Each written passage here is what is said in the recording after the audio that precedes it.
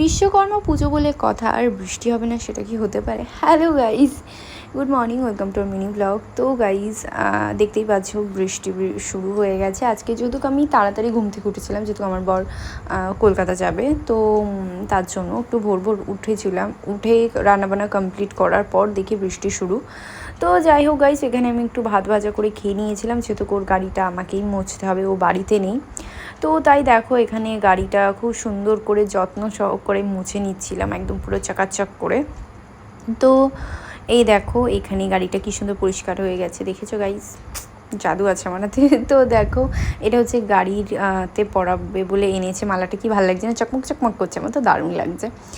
তো তারপর আমি স্নান করে রেডি হয়ে নিয়েছিলাম। আমার একটা বান্ধবীর বাড়ি পুজো, বিশ্বকর্মা পুজো, তো তাই আমাকে বলেছিল সকালে যাওয়ার কথা, আর আমার এখন বিকাল হয়ে গেছে।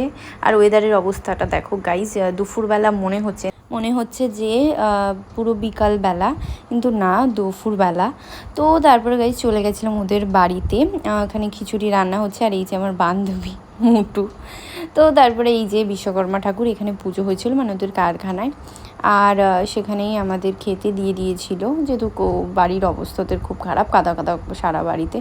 তো তারপর গেছি আমরা খাওয়া দাওয়া কমপ্লিট করে সন্ধ্যের দিকে বেরিয়ে পড়ি।